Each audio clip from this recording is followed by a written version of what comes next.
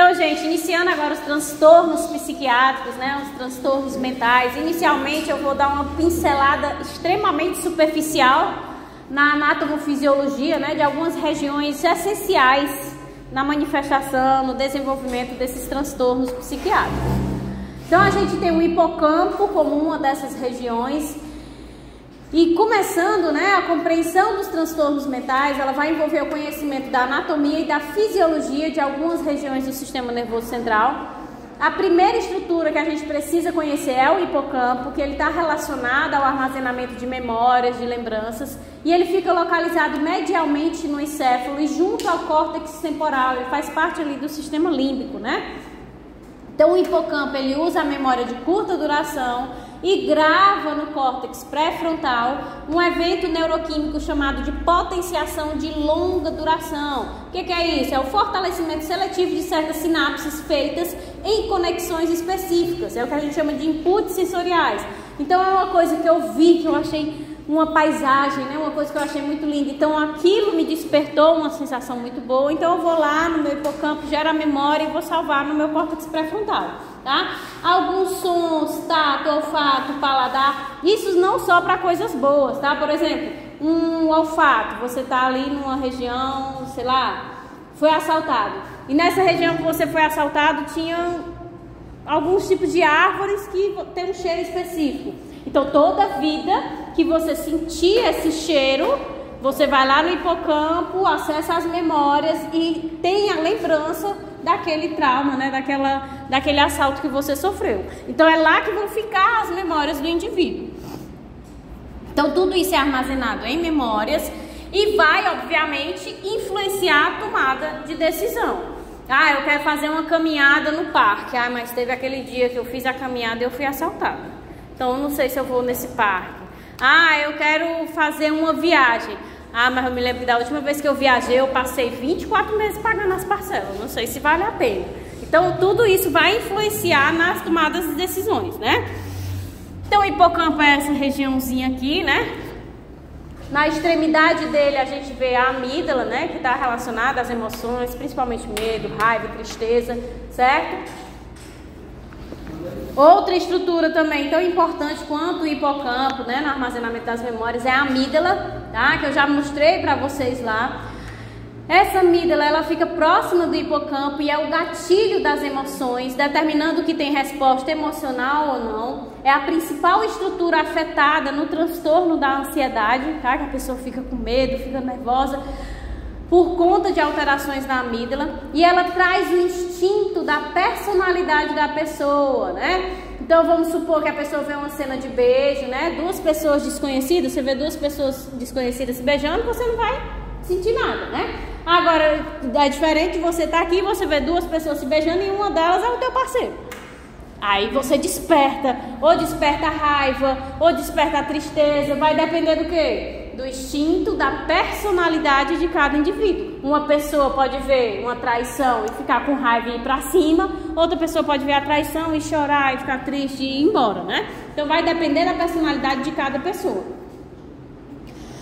Então, quando a gente vê, né, essa cena do beijo, a gente vai lá no hipocampo, vai lembrar a memória de que aquela pessoa é o nosso parceiro, e essa memória vai lá na amígdala e vai despertar a emoção específica para aquela situação. Seja uma emoção de raiva, de tristeza, de agressividade.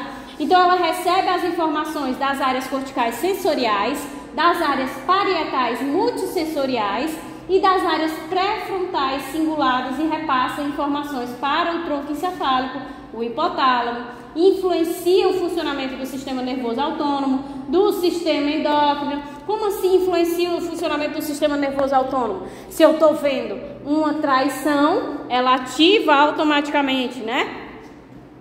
O meu sistema nervoso autônomo, e eu posso ter o quê? Aumento da frequência cardiorrespiratória, né? Aquelas condições que a gente vê associado principalmente, né, na divisão do parasimpático e do simpático.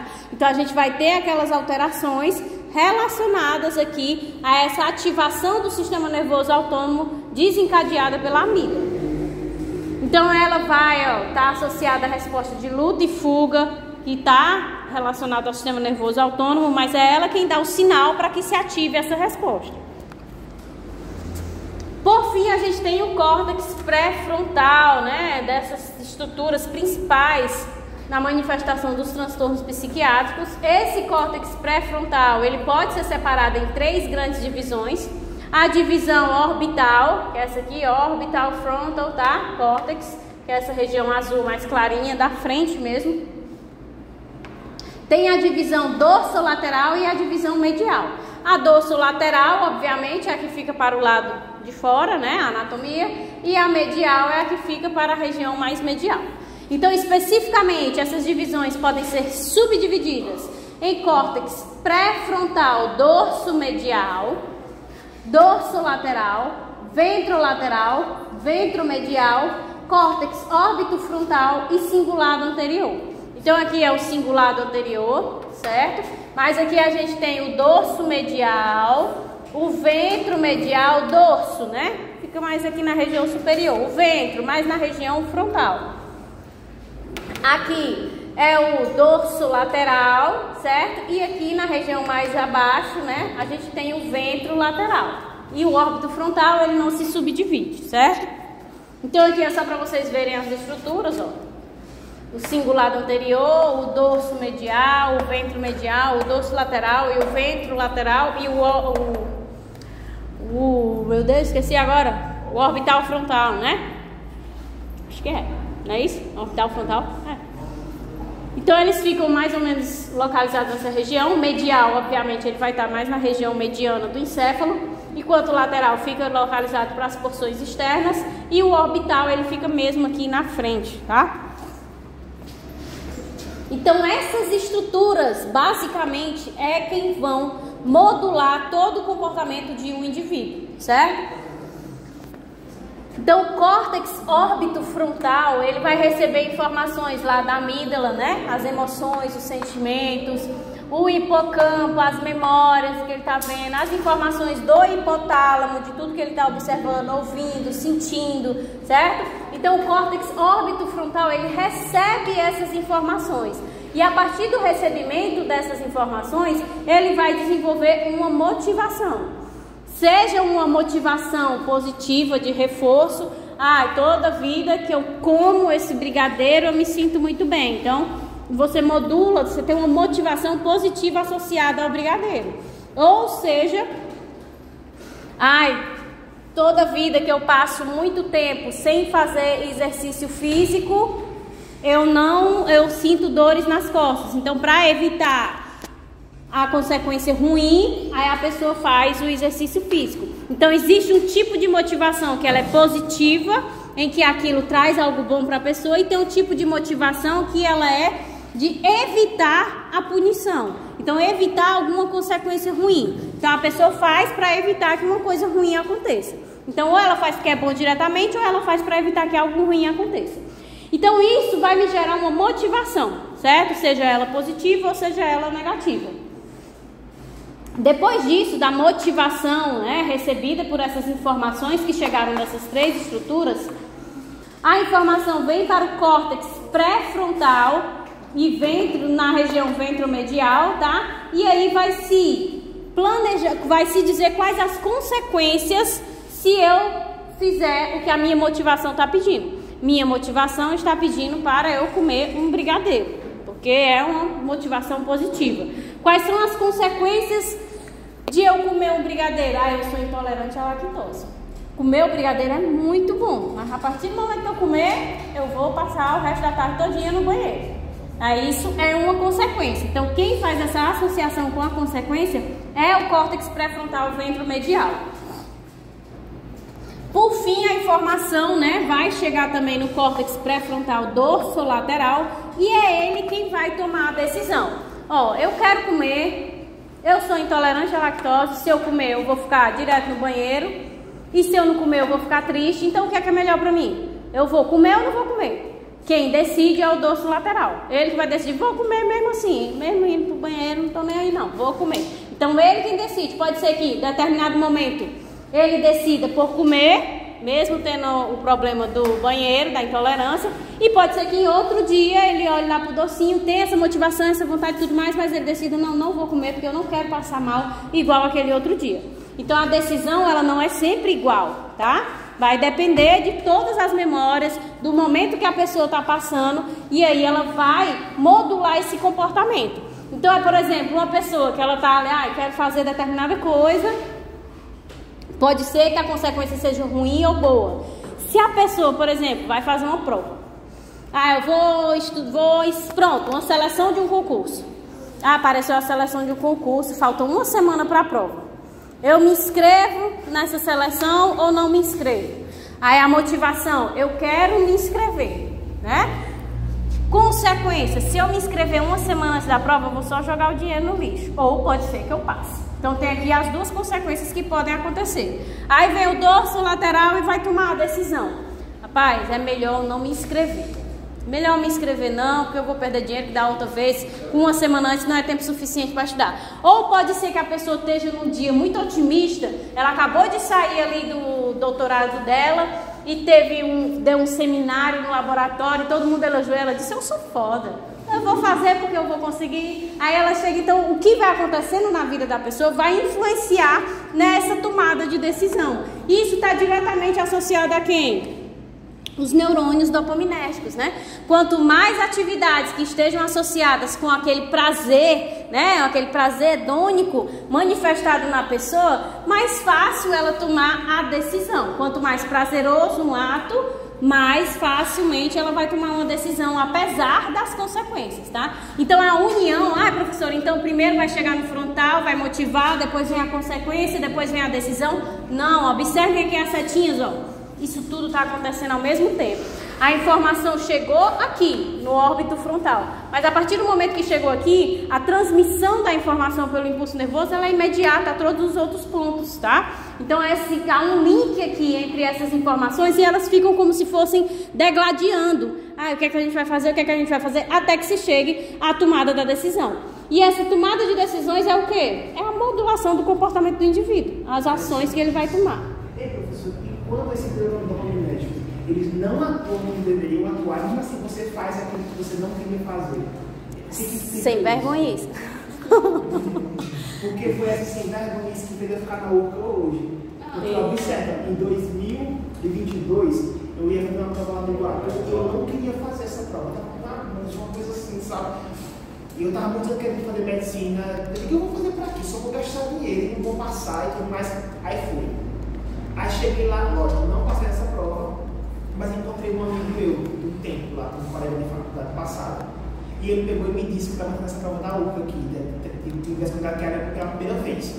Aí, pra você ver, uma coisa que eu não estava nem querendo fazer, você acha? Isso aí é o que você acha, mas lá no seu íntegro você queria muito, entendeu? Aí isso manifestou uma decisão mais para você fazer. Mas porque no meu ritmo já estava aquela prova específica, eu não vou passar. Eu estava me sentindo mal por pegar, gastar dinheiro para ir para lá. Mas quando eu cheguei lá, esse mesmo tempo que eu gastei. Esse aí já é seu destino. Aí é o destino, aí é outra coisa, aí não é a motivação não, mas isso aí é. Assim, a modulação do comportamento é feita pelo córtex pré-frontal após o recebimento das informações do hipocampo, da amígdala, do hipotálamo, onde o córtex órbito-frontal avalia a emoção, a sensação, a motivação, as memórias e coloca uma vontade, uma motivação na sua mente.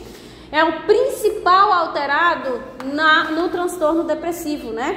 Então, por que a pessoa, quando está depressiva, ela não tem vontade de sair de casa? Ela não tem vontade de se alimentar, ela não tem vontade de fazer absolutamente nada. Por quê? Porque quem dá motivação para ela é o órbito frontal. Se ele não está funcionando, então ela não tem motivação. Vocês viram na figura anterior que essa motivação pode ser por fazer ou por não fazer. A pessoa não tem motivação nenhuma para nada, então ela não faz absolutamente nada, certo?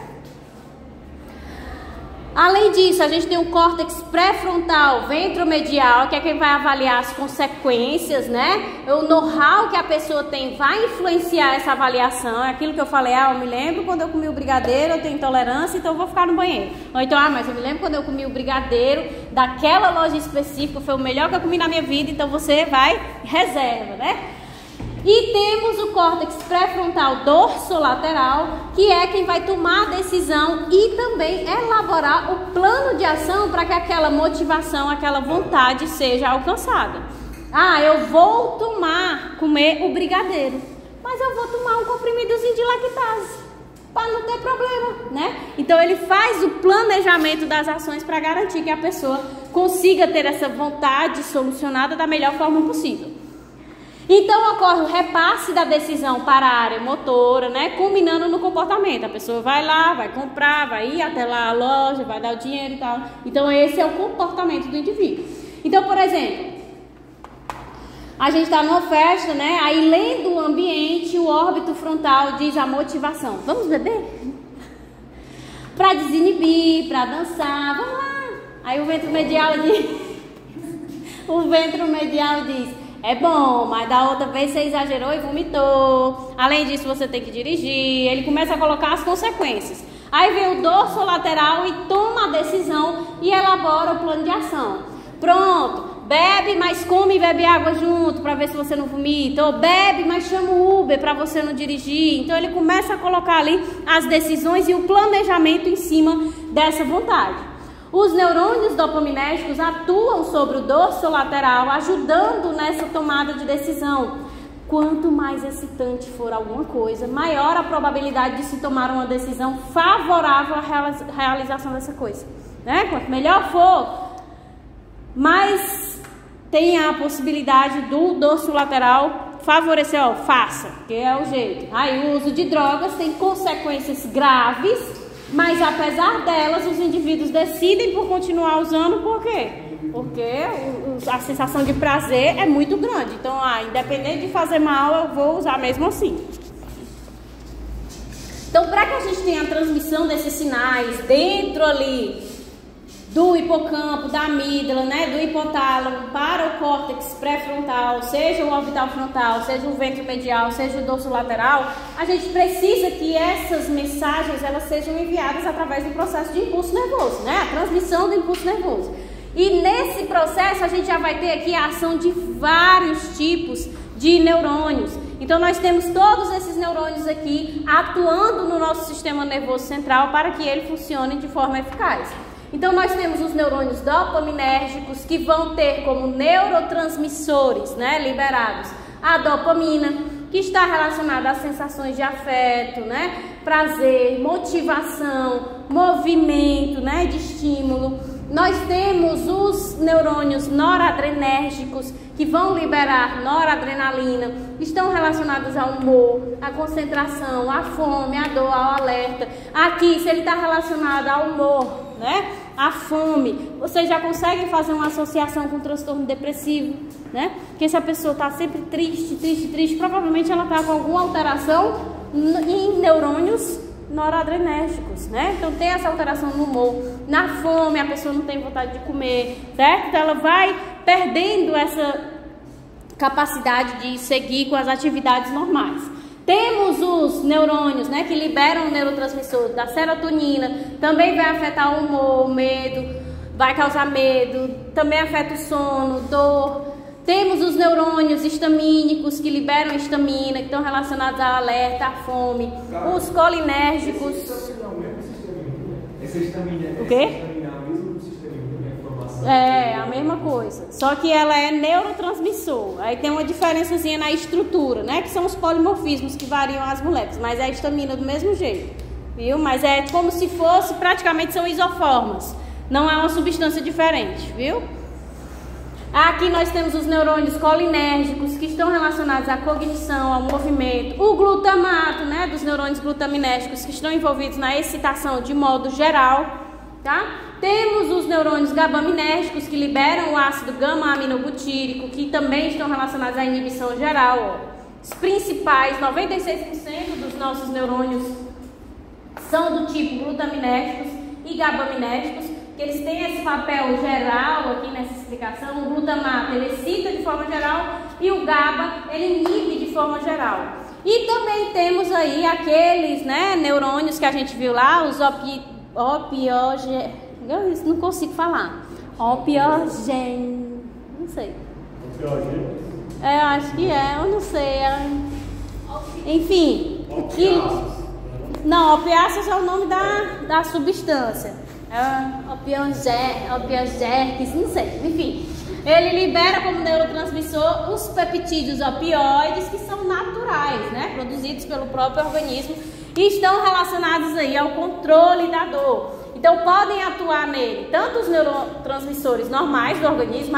Estou com um processo inflamatório acontecendo aqui, o meu próprio corpo tem a capacidade, né, de secretar esses peptídeos opioides para que a gente tenha uma redução do nível de dor. Mas além disso, atuando sobre esses neurônios também, a gente pode ter os próprios opiáceos, né, os opioides atuando ali neles para que eles liberem esses neurotransmissores e diminuam essa dor, que é o papel dos medicamentos opioides, né? Então, basicamente, os transtornos mentais, eles possuem uma base em comum. Quando se detalha cada caso, é que a gente vai aí ter as diferenças, certo? Então, previamente, acreditava-se que os transtornos psiquiátricos eram provenientes de mutações genéticas. É o que se chama de modelo clássico. A pessoa que tem essa mutação, ela vai desenvolver um transtorno mental.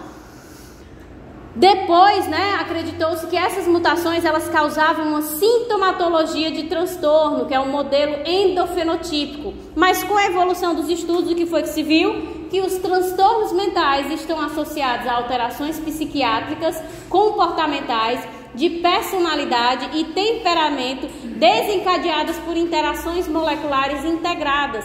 Então a gente vai ter participação de proteínas, de lipídios, de carboidratos e não somente a atuação genética, tá? A gente também tem moléculas atuando nesse processo. Ou seja, as interações moleculares geram um padrão fenotípico que gera um comportamento. Esse é o chamado modelo da epistasia, em que 2 ou mais genes é que vão determinar um genótipo, um fenótipo, né? E não apenas a alteração, a mutação de um único gene. Mas para além disso, que fique claro para vocês que a presença de uma mutação, de uma alteração gênica, não é suficiente para que um transtorno psiquiátrico mental ele se manifeste. A gente precisa sempre, desde o início eu estou falando, do fator ambiental também atuando em cima disso. Então, o clássico, né? Acreditava-se que era só a pessoa ter a mutação, que ela ia desenvolver o transtorno. O endofídico acreditava que quando ela acumulasse essas mutações, ela ia desenvolver. E depois o epistático é que mostrou que a gente precisa da interseção entre a ação de cada um dos genes mutados para que a gente tenha aqui vários tipos de alterações que possam favorecer a manifestação de um transtorno psiquiátrico. Dentre essas alterações, modificações no neurodesenvolvimento. Então, um gene mutado que não permitiu o desenvolvimento normal do sistema nervoso central, ou um gene que altere a atividade das enzimas metabolizadoras de monoaminas. Então, são as monoaminas, né? Dopamina, né? Noradrenalina, que são normalmente neurotransmissores que ativam, que excitam, que estimulam regiões do cérebro. Então, se a pessoa não tem esses neurotransmissores, por exemplo, uma enzima que ela tem uma alteração genética que faz com que ela degrade exacerbadamente a dopamina. Se a pessoa está com dopamina sendo degradada o tempo todo, como é que ela vai ter as sensações de prazer associadas à dopamina? Então isso cai, então a pessoa começa a ter os transtornos, por exemplo, depressivos, certo? Genes mutados que alterem a atividade de transportadores de serotonina. Então chega lá, a serotonina ela é liberada, né, pelo neurônio que a secreta. Mas o receptor do neurônio que faz a sinapse com ela não está aparecendo, não está sendo expresso na membrana, no corpo celular do neurônio pós-sináptico. Se ele não está sendo expresso, ele não vai se ligar a essa serotonina, então não vai responder. Alteração nas vias de sinalização, nos mecanismos de plasticidade sináptica, enquanto alguns indivíduos eles podem ter uma capacidade maior, né, que até falou no início com Bárbara, de ter uma plasticidade neuronal, de fazer uma restituição de alguma lesão no sistema nervoso, de proliferar alguma região que tenha sido perdida do sistema nervoso. Alguns indivíduos com mutações genéticas, essa capacidade de plasticidade neural ela reduz substancialmente. E por fim também alterações na síntese e transporte interno de proteínas dos dendritos e dos axônios, que podem ser inclusive os próprios neurotransmissores. Então tudo isso pode acontecer para que a gente tenha a manifestação de um transtorno psiquiátrico. Conjuntamente e raramente nós teremos um transtorno psiquiátrico que vai ser desencadeado por a alteração de apenas um desses pontos, tá? Muito difícil que a pessoa com apenas a degradação exacerbada da dopamina, ela manifeste a depressão. Ela precisa ter outras alterações conjuntamente aos fatores ambientais para que ela desenvolva o transtorno. Então, por exemplo, né, vamos colocar aqui um exemplo. Um gene mutado, ele produz uma anormalidade molecular sutil. O que é uma anormalidade molecular sutil? Né? Uma mutação em proteína, em aminoácido, tá? Então, isso vai alterar uma proteína funcional, certo? A proteína, ela continua funcional, mas ela está alterada. Ela tem a modificação lá de um aminoácido, de um resíduo de aminoácido, mas ela continua funcionando. Mas não de como ela funciona quando ela está normal, não mutada. Então, o que é que acontece? Ela vai ter uma menor atividade ou uma maior atividade, como eu falei lá das enzimas que degradam as monoaminas, né? E normalmente em um transtorno mental, a gente tem várias anormalidades moleculares ocorrendo, ou seja, se acumulam e resultam numa alteração fenotípica. Então, tentem visualizar a manifestação de um transtorno psiquiátrico com a manifestação de uma neoplasia. Não é uma única mutação que vai conseguir aí gerar lá no final um câncer, não. Ela tem que ir o quê? Acumulando a progressão tumoral. O transtorno psiquiátrico é como se fosse a mesma coisa. Tem que ter mais de várias anormalidades para que a gente venha a desenvolver o transtorno. Então, dentre essas anormalidades, pode ser afetado o neurodesenvolvimento, tá? Então, isso vai afetar o desenvolvimento do sistema nervoso. Então, a gente vai ter seleção de certos neurônios, né? Eu posso selecionar a presença mais de neurônios gabaminérgicos do que dopaminérgicos. Então, eu tenho uma incidência menor de dopamina sendo liberada, tá? Migração de neurônios em regiões que não deveria estar, processo de diferenciação, de maturação, né? Sinaptogênese, a síntese de novos neurônios às vezes pode estar bloqueada. Então, todos os pontos do desenvolvimento, né, do neurodesenvolvimento especificamente, podem estar prejudicados, tá? Inclusive na secreção dos neurotransmissores. Se eu estou prejudicando a síntese dos neurônios, obviamente eu vou prejudicar a secreção dos neurotransmissores aos quais ele está associado. Também temos a atividade das enzimas metabolizadoras de monoaminas, né? A atividade de transportadores de serotonina, as vias de sinalização, os mecanismos de plasticidade sináptica, que foi o que eu mencionei já no slide anterior. A síntese e transporte interno de proteínas dos dendritos e dos axônios. Portanto, são anormalidades sutis que vão alterar em algum grau a função neuronal. No exemplo que eu dei de uma enzima que ela degrada exacerbadamente a dopamina, o indivíduo ele não vai já manifestar de imediato o transtorno depressivo, não. O nosso sistema nervoso central consegue compensar essa falta de dopamina. Então, ele começa a compensar para que a gente não tenha prejuízos. A partir do momento que eu vou acumulando essas alterações, é que a gente pode ter o favorecimento à manifestação do transtorno. Obviamente, se surgir um fator ambiental conjuntamente.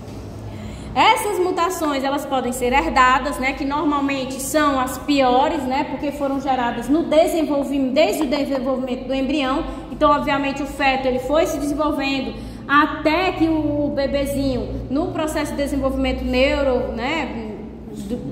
do desenvolvimento do sistema nervoso, foi prejudicado. Então, normalmente são os transtornos mais graves, tá?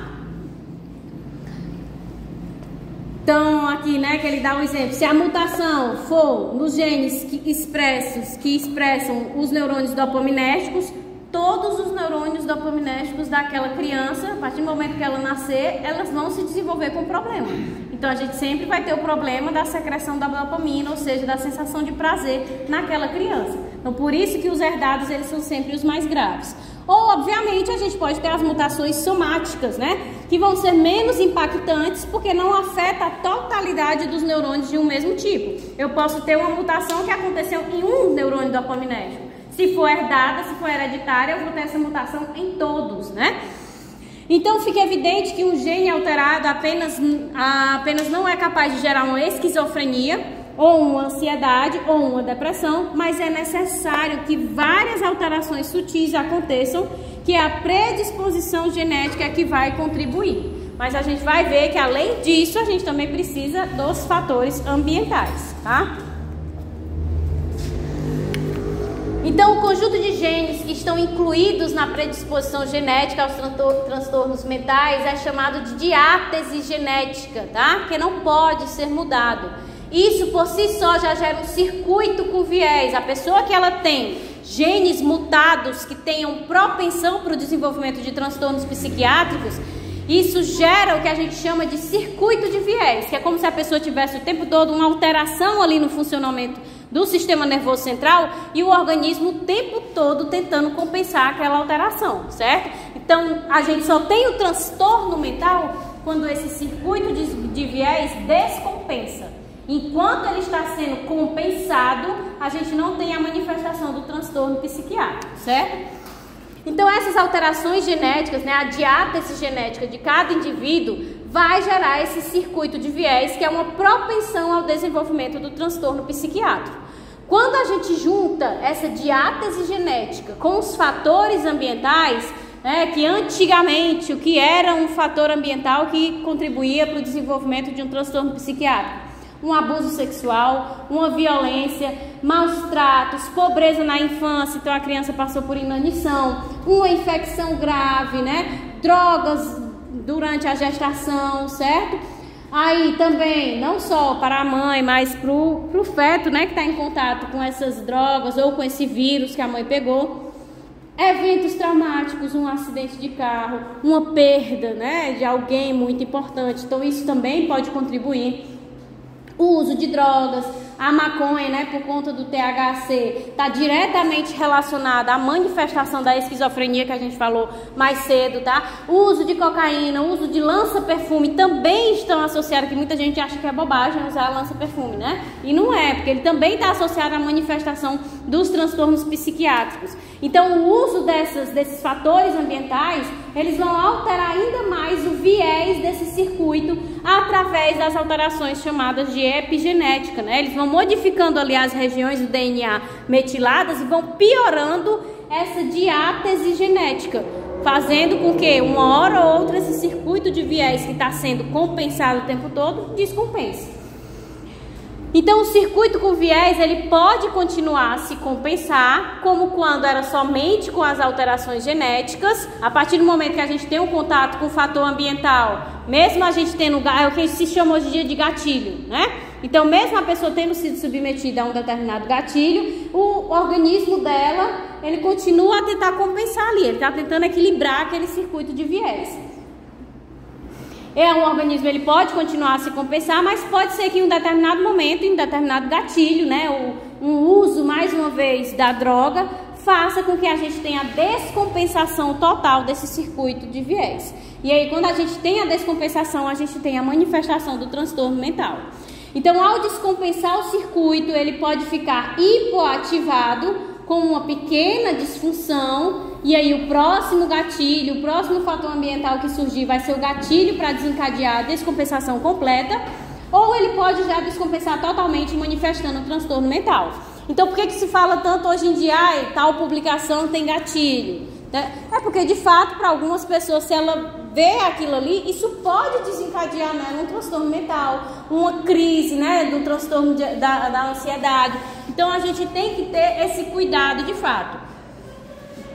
Mas as doenças mentais, elas têm se tornado prevalentes porque os genótipos, fenótipos não evoluíram para suportar os fatores ambientais. E isso está se agravando nas novas gerações. Se a gente pegasse ali, se eu fosse dar aula de epidemiologia, o índice, né, das doenças psiquiátricas está subindo descontroladamente, né? Então é uma incidência muito grande. Isso está acontecendo porque eu vi inclusive uma entrevista, assisti uma entrevista do psiquiatra no Pânico, né? Que ele é o chefe lá da associação, esqueci agora, dos psiquiatras, aí brasileira. E ele estava falando que quando a gente diz, né, que a geração de hoje em dia é uma geração Nutella, não é porque a gente é ruim e está falando besteira, é porque é um fato. A geração de hoje em dia é uma geração Nutella. Enquanto antigamente, para a pessoa manifestar uma esquizofrenia, ela precisava sofrer um abuso sexual, uma violência, um pai que batia, hoje a pessoa manifesta a esquizofrenia, a depressão, um transtorno de ansiedade, porque não atingiu determinada nota. Porque na escola, né, as crianças desenvolvem, porque um amiguinho me chama de gorda. Então, a gente tá, infelizmente, nesse processo, não estou dizendo que é errado a gente combater o bullying e tudo mais, mas nesse processo de cuidar demais, a gente está desenvolvendo uma geração fraca, pessoas que não suportam isso aqui de impacto, enquanto antigamente as porradas eram muito maiores e isso acabava fortalecendo a pessoa, né? Mas eu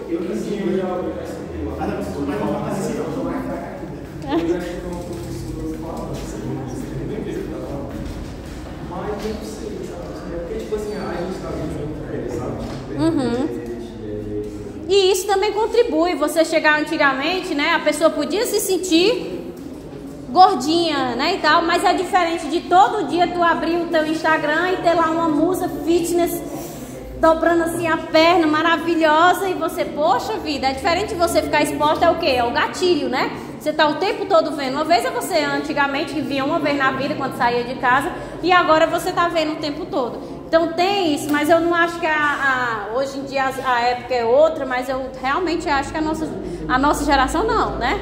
Acho que essa geração nova é bem fraca. O quê? Que a geração mais nova é mais fraca, só tem eu e tu aqui pra se defender. A Tiago também. Ei, ela foi sofrido, menino. Não, tô dizendo que ela tá buscando briga e só tem não busca representar. Não, mas não tô buscando briga não, gente, é um fato. O próprio psiquiatra falou, tem um monte de... Não, mas é sério mesmo, tem um monte de artigo mostrando que hoje há essa transição dos gatilhos, né? O que antes o gatilho era uma coisa assim mesmo terrível, que você olha hoje, você repudia um abuso sexual, um espancamento, né? A criança desnutrida, passando fome. E hoje são coisas que pra hoje, né? Ai, não é coisa pequena, bullying não é coisa pequena. Mas se a gente continuar nesse ritmo, né? Qualquer coisa vai ser motivo da pessoa desenvolver um transtorno psiquiátrico, tá entendendo? Não é como se fosse uma crítica, é um fato. Quando você coloca lá e compara, é um fato que tá mesmo ficando mais... As pessoas estão mais frágeis, estão mais Nutella mesmo, tá entendendo? Então aqui, né, essa interação, pelo amor de Deus, tô criticando não, tá entendendo? Mas tem, ó, um dia desse eu publiquei um negócio, o cara falando que nas escolas, né, vai ter uma competição de futebol. Aí todos ganham medalha. Porque ninguém pode passar pelo trauma de... Que é isso, minha gente? Tem que passar pelo trauma de perder. Mas ganhou. Foi bom no futebol, foi bom, ganhou. Não foi bom, perdeu. Bora mais, rapaz. Eu acho que falta essa conversa dos pais com os filhos. Falta. Porque os pais, tipo assim, não tem escola pública. Não é assim, tem que porrar de bomba, dá pra eu acredito. Aí, tipo assim, mesmo no ambiente em que tinha muita violência física, que você, não, se os pais deixarem lá, então todos mais têm maturidade. Quando é para uma competição de aluno de destaque, que uma aluna recebeu uma medalha, minha Nossa Senhora, o que via de mãe no outro dia, reclamava que ele era humilhação com os outros alunos, não sei o que, o filho dela chegou chorando em casa, não sei o que. Pois é, aí tem que dizer, todo mundo perde, todo mundo ganha, tem que aceitar. Teve uma publicação também que eu vi de uma influencer que até a professora foi demitida. Aí a influencer filmando, o menino estava na apresentação do Dia das Mães. Aí o menino fica nervoso e começa tipo, mamãe querendo ir pra mãe. E a professora só faz assim, calma, espera, tá já terminando. Não deixa o menino ir. Sim. E pra não virar Menina, essa mulher filmou, postou dizendo que ela não, a professora não sabia educar segundo o seu que. O menino fez um negócio porque não respeitou o sentimento do menino desse tamanho. O menino tava só assim, ó, querendo sair, a professora só assim, calma. E ela que é o papel dela, tentar acalmar a criança pra ele fazer parte, né? Essa mulher influência, é uma filha de Kinga, né? Porque, pelo amor de Deus, como é que pode? Mas isso aí que o Tiago falou é fichinha. Tipo, lá no militar, se você atingir 7, a diretora, que é coronel, vai na sua sala entregar o seu boletim mostrando para todos os seus amigos, ó, você atingiu e os seus amigos não. E os seus amigos, os pais têm que buscar o boletim. Não, mas tem. O meu sobrinho passou no militar. Ele tá estudando lá e o negócio é puxado, viu, meu amigo? É puxado, o pobre só. Não teve suicídio lá que o povo tava dizendo que era por causa, né? Pois é, as taxas de suicídio, ó, lá em cima, porque a negada não aguenta mais nada. Então tem que bater de pequeno, porque quando é pequeno, adapta mais fácil, sabe? Bater, eu não tô falando de bater porrada não, viu, minha gente? Mas assim, quando os meninos estão lutando judô, aí perde. Menino, se tu vê o escândalo que Mateus dá, é um negócio feio, o escândalo que ele dá. Meu filho, mas você perdeu. Mas aí também que tem essa galera. Tem que aceitar, não tem que fazer não. Oi. Eu acho que é muito dos pais também, né? De chegar e falar, não, meu filho, isso é normal, a gente perde, mas... O que o psiquiatra falou é que o principal são os pais. Essa coisa dos pais, eu não quero que meu filho sofra, que meu filho não sei o quê, meu Deus do céu, meu filhinho. Aí acaba criando uma criança de vidro. Eu passei por muita coisa, eu quero que meu filho passe também. Poxa. Pois é, eu não passei por muita coisa, mas eu não tive muita coisa e gosto de dar, de oferecer para os meus filhos. Mas eu também dou umas boas porradinhas de ações, palavras, por favor. Bater eu não sou também a favor não de bater. De vez em quando escapa, mas não sou a favor. Aí vamos continuando aqui, ó. Então, só para reforçar, tá? O indivíduo ele tem que ter uma predisposição genética, que para transtornos psiquiátricos se chama de diátese genética, ou seja, ele tem que ter várias alterações gênicas, mas para que ele tenha a manifestação desse circuito de viés, né, que é a alteração do funcionamento e tudo mais, além dos fatores genéticos, ele tem que ter a manifestação aqui dos fatores ambientais. E aí o que é que vai acontecer no organismo dessa pessoa que está nesse circuito de viés? À medida que ela for tendo mais contato com fatores ambientais, ou seja, com mais gatilhos, o circuito de viés ele vai o tempo todo começando a se descompensar, né? Aí quando ele descompensa, vem aqui e tenta compensar o organismo, fazendo uma hipoativação desse circuito de viés, e vai ter uma hora que ele não vai mais conseguir compensar. O que é que vai acontecer? Descompensação. A partir do momento que o circuito de viés descompensou, o indivíduo desenvolve um transtorno mental, tá? E aí só com tratamento. Por exemplo, aqui, pessoal, né? Minha mãe tem uma depressão brava, séria mesmo. E ela nunca teve nada, trabalhava na polícia, normal, nada. Um dia chegou na polícia um ofício errado, a mulher foi lá, brigou com ela, companheira da sala dela de anos, amizade mesmo, de sair junto e tudo. Aí ela quis jogar a culpa pra cima da minha mãe do erro do ofício. Pronto, aí nessa culpa as duas brigaram, né, porque ela não ia assumir o erro dos outros. Aí brigaram, essa briga, essa separação de uma amizade de não sei quantos anos, foi o gatilho dela. O fator ambiental dela, obviamente ela deve ter uma predisposição, alguma coisa, o fator ambiental dela foi essa briga com a amiga e pronto. Nunca mais, até hoje ela toma medicamento, porque se ela parar, ela se afunda. Tem aquele, o que a gente vai já ver, aquele gosto pela tristeza, né? Você gosta de ficar no sofrimento, de ficar reclamando e tudo, tem isso. O quê? Mas ela fica parando, né? Para e volta, para e volta. Tem. O dela é só uma psicóloga mesmo conversando. Porque minha mãe gosta de conversar demais. Se eu trouxer a minha mãe aqui, nenhum de vocês sai. Sai não. É uma conferência de 12 horas que ela passa falando. Ela conta do momento que ela nasceu. Eu nasci, eu era do tamanho da mão da minha mãe, que eu nasci com 6 meses. A minha mãe ficava com a mão embaixo, que quando eu fazia xixi, ela já tinha que trocar. Deve ter algum fator, né? Prematura, né? Pois é, a predisposição genética, né? Aí ela não sei o que, não sei o que, não sei o que, não sei o que. Aí ela conta a vida dela todinha até hoje. E conta a minha também. O problema grande é esse, conta a minha também, né? A sorte é o neto. A sorte é o neto. Oi. Ativação ou hiperativação? Não, hipoativação. Ele começa, já que está começando a descompensar, então vamos parar esse circuito aqui. Eu não quero mais nenhum funcionamento disso aí, certo? Então, como exemplo, né, a gente pode colocar aqui um gene específico da esquizofrenia, que a gente vai já colocar lá na frente, que é o MTHFR, que ele sintetiza metilfolato, que é um cofator essencial para a síntese das monoaminas, ou seja, dopamina, serotonina, noradrenalina, e também é uma fonte de metilação do DNA. O que é a metilação do DNA? É epigenética, né? O controle da expressão de genes, seja para aumentar a expressão, seja para reduzir, vai mexer nesse processo de metilação do DNA.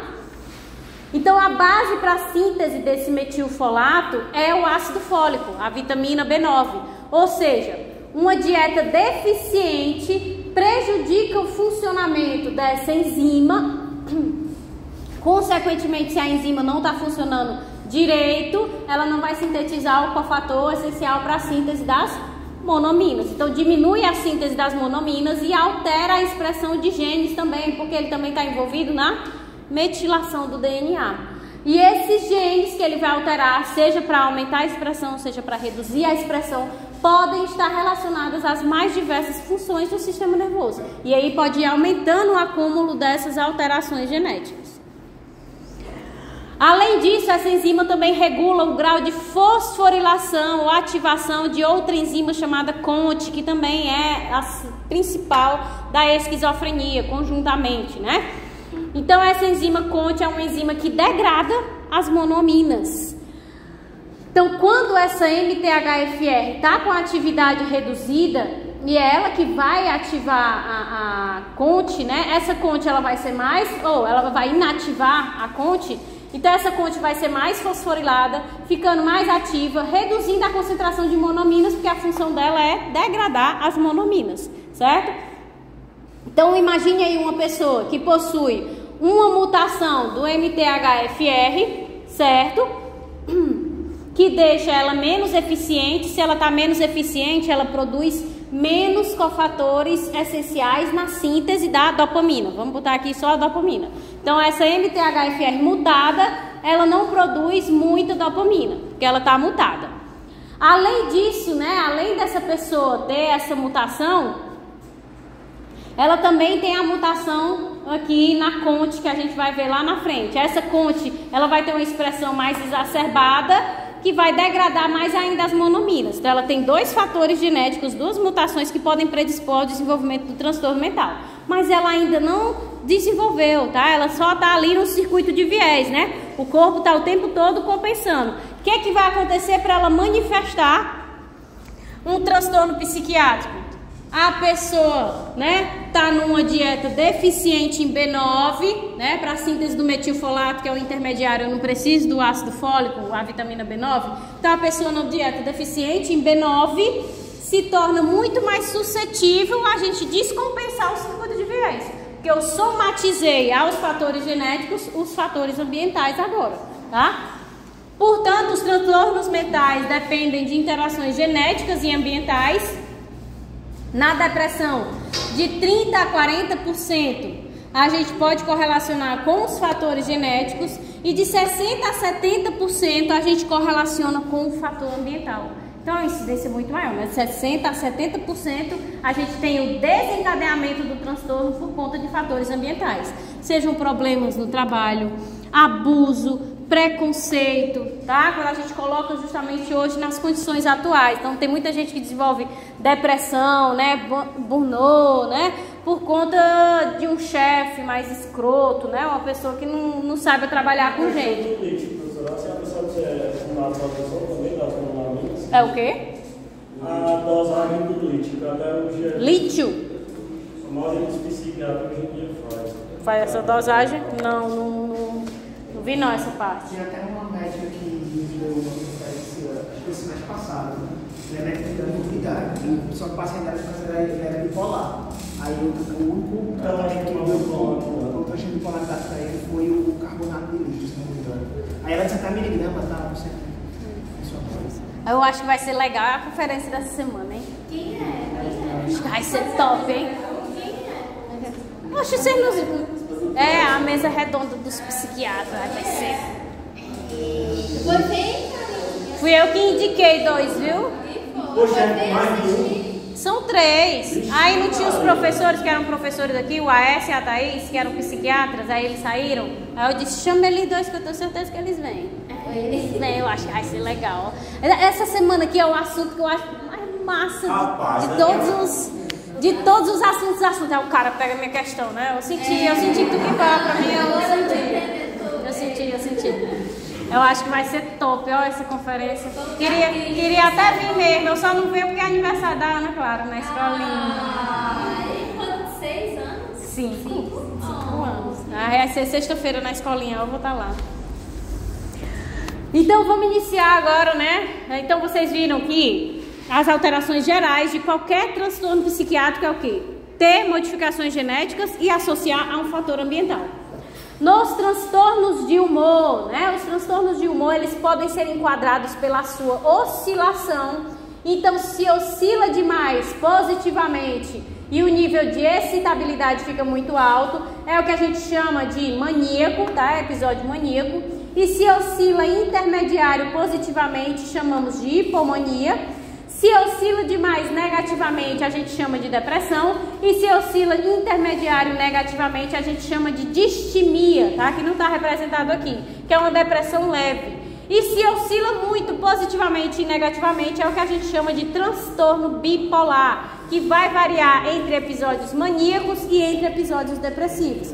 Então a pessoa ela pode ter um transtorno maníaco, tá?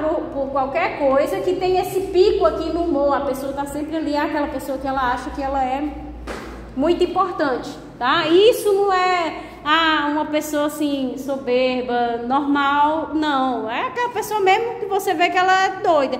Não, isso aqui, se eu for falar com o presidente dos Estados Unidos, tenho certeza, e você vê que ela acredita que ela é aquilo tudo mesmo, tá entendendo? Então isso aqui é um episódio maníaco, um transtorno de humor maníaco.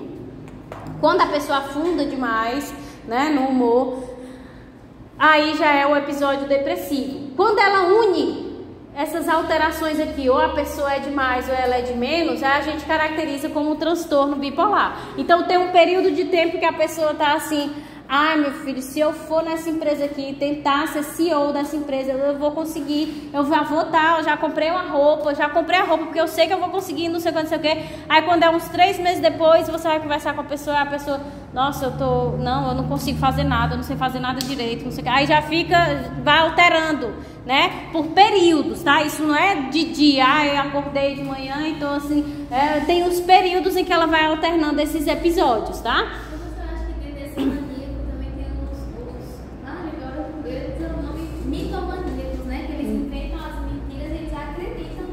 Eu pensava que era um mito do Bolsonaro. Também. Ele é um desses aí, né? Enfim, né? Não vamos debater aqui. Mas tem isso, né? Tem que inventar as mentiras e vai seguindo, Então, o episódio maníaco, né? Pode ser mania, né? A pessoa tem um humor irritável, anormalmente elevado ou expansível demais.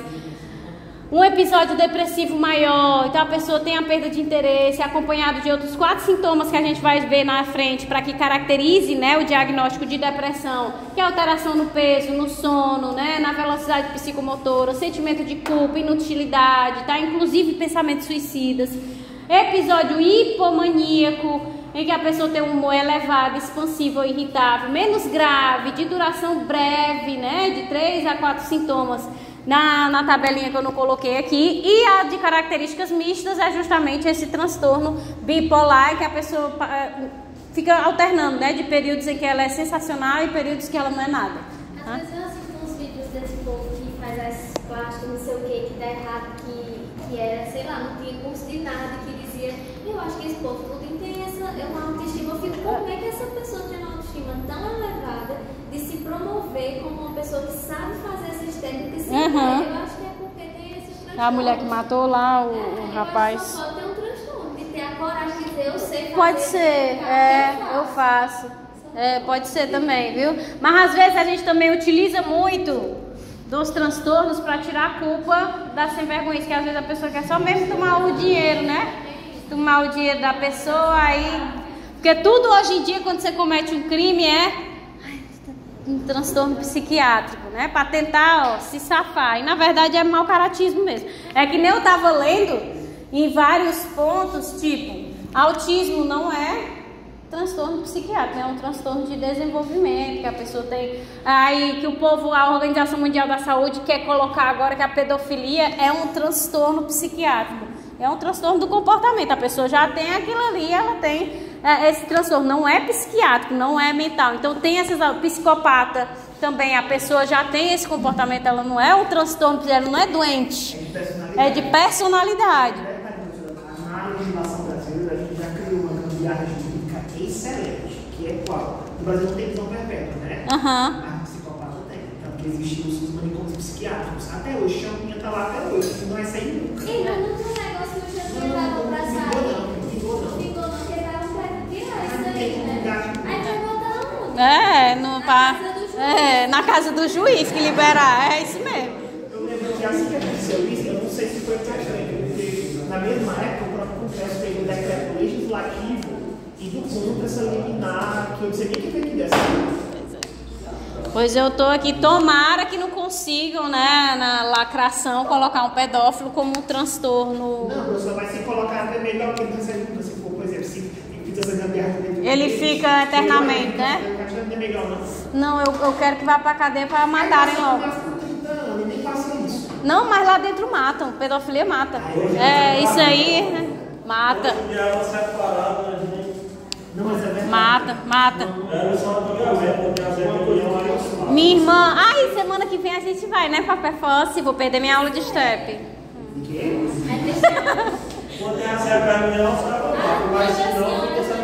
A minha irmã, ela trabalha na Perfosse, né, e ela continua, viu, a mesma coisa. Foi preso, meu amigo, morreu na mesma hora. O miserável que mata pode ser tão ruim quanto até sem homicídios, mas mexeu com criança, entrou, morreu. Eu acho bom assim, né? Que entra, morre logo. Ainda é estupradozinho. Acho ótimo essas coisas. Pra ter o retorno.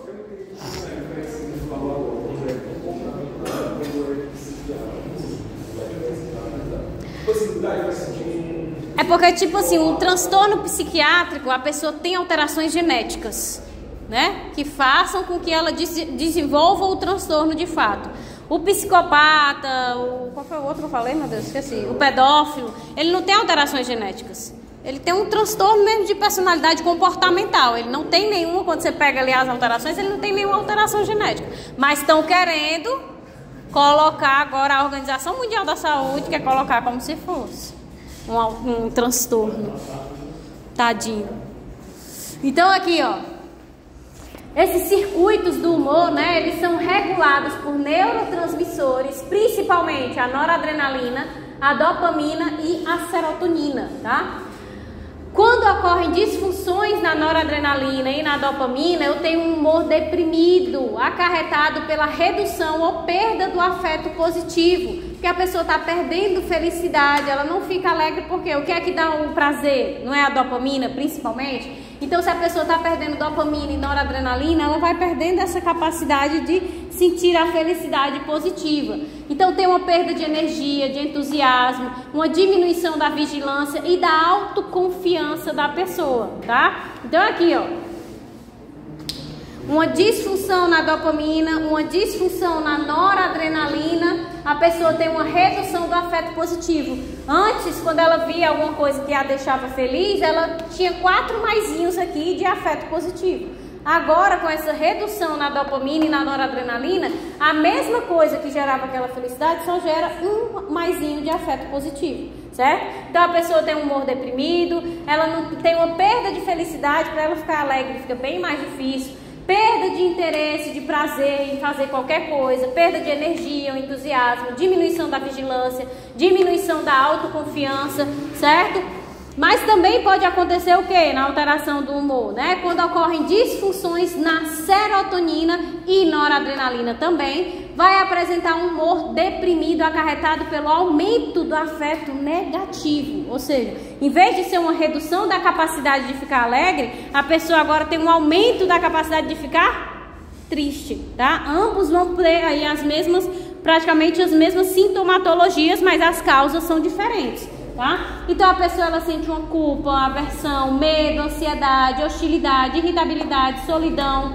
Então a identificação desses sintomas é importante porque é essencial para o tratamento adequado, né? Se eu tenho uma redução do afeto positivo, eu já sei que eu tenho que fazer uma reposição de dopamina e noradrenalina para tentar equilibrar ali, compensar o circuito de viés daquele indivíduo. Agora, se eu percebo, né, nos sintomas, né, quando a pessoa mesmo é conversando, querendo saber por que a pessoa está com aquela depressão, né, está triste. Se eu vejo que é pelo aumento do afeto negativo, aí o que é que eu tenho que fazer? Eu tenho que repor aqui a noradrenalina e a serotonina para tentar recuperar. Então, o que é que acontece quando eu tenho um aumento do afeto negativo? A pessoa que antes, uma determinada coisa, deixava ela triste, um negativozinho, agora a mesma coisa deixa ela triste, 4 negativos. Então toma uma proporção muito maior agora. Então aumento do afeto negativo, então a pessoa tem um humor deprimido, sente culpa, sente medo, muitas vezes está associada ao transtorno de ansiedade, tem irritabilidade, solidão, hostilidade, certo? Então aqui, né, tratamento para a redução do afeto positivo, dopamina, e tratamento para o aumento do afeto negativo, serotonina. Vocês conseguiram compreender isso? Não, professor, não entendi muito não. Não, né? Pronto. Então o que é que acontece? Tem 2 formas da gente ter uma alteração no humor, por exemplo, na depressão. Na depressão a pessoa tem por característica ficar o quê? Deprimida, triste, né? Para baixo. E o que é que isso pode ser ocasionado? Ou ela tem uma redução do afeto positivo. Então antes, quando minha filha sorri para mim, eu dou um sorriso que vale 4 pontos. Por algum motivo, alguma razão, eu desenvolvo o transtorno depressivo e agora o sorriso que ela dá para mim não me causa mais alegria de 4 pontos, me causa alegria de só 1 ponto. Né? Quando você vai investigar as razões, você vê aqui que a pessoa provavelmente está com depressão na concentração de dopamina e noradrenalina. Então ela está tendo uma queda da concentração desses neurotransmissores, então ela não consegue ficar feliz. Por mais que aquilo antes lhe desse muita felicidade, hoje não dá, certo? Ao contrário da depressão, que já vai ser causada pelo aumento do afeto negativo. Antes, se uma pessoa chegasse para mim e dissesse: olha, eu não vou no seu aniversário, eu ficava triste, mas era uma tristeza de 1 ponto. Hoje, se a pessoa chega para mim e diz: não vou no seu aniversário, a minha tristeza é de 4 pontos agora. Então eu dou uma amplitude, uma importância desnecessária àquela situação. Então, no aumento do afeto negativo, o que acontece agora é que aquilo que me deixa triste, me deixa muito mais triste quando a gente tem o quê? A alteração da serotonina e da noradrenalina também. Obrigado. Eu só ia perguntar. Serotonina, né? Tem como medir isso em exame? Tem. Exame de sangue?